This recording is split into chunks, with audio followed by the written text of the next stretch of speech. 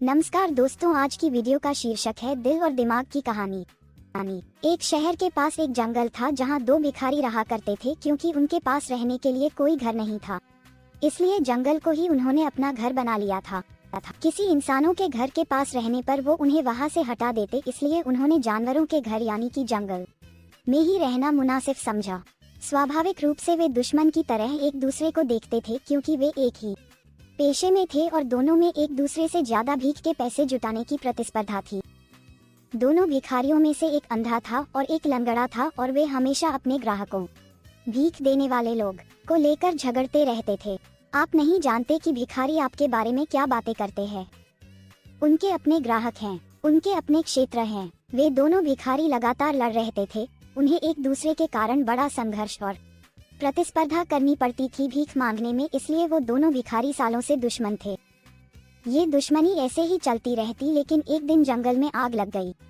अंधा भिखारी चलने और दौड़ने में पूरी तरह सक्षम था, लेकिन यह उसके लिए खतरनाक था कारण वह देख नहीं पा रहा था कि वह सही दिशा में जा रहा है या नहीं। लंगड़ा आदमी सब देख तो सकता था लेकिन अपने आप नहीं चल सकता था। वो आग को तेजी से अपनी तरफ बढ़ते हुए देख रहा था लेकिन बेबस था, वह से हिल नहीं पा रहा था। आग इतनी तेजी से फैल रही थी और हवाएं इतनी तेज थीं, लेकिन वह देख सकता था कि अभी भी बाहर निकलने की संभावना थी। कुछ स्थान ऐसे थे जहां आग अभी तक नहीं पहुंची थी, लेकिन जल्द ही आग वहां पहुंच सकती थी। जल्द ही वे हर तरफ से आग से घिर जाएंगे। वे दोनों अपना सारा विरोध, प्रतिस्पर्धा भूल गए। ये लड़ने का समय नहीं था, यह एक होने का समय था।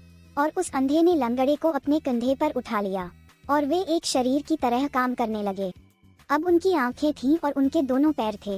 लंगड़ा आदमी देख सकता था और निर्देशित कर सकता था कि उन्हें कहां भागना है, तेज या धीमे, और किन दिशाओं से बचना है।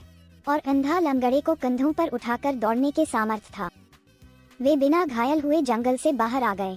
ये प्राचीन कहानी आपके दिमाग और आपके दिल के बारे में है। आपका दिल देख सकता है लेकिन कह नहीं सकता।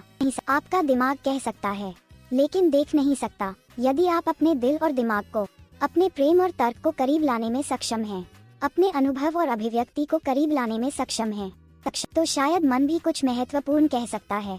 ये पूर्ण नहीं हो सकता है, ये संपूर्ण अभिव्यक्ति नहीं हो सकता है, लेकिन यह सही दिशा में एक संकेत हो सकता है। मैं ऐसा नहीं कहता कि दोनों के साथ आने से गलतियां नहीं होगी, लेकिन उतनी नहीं होगी जब वे अलग अलग रहते हुए होती है।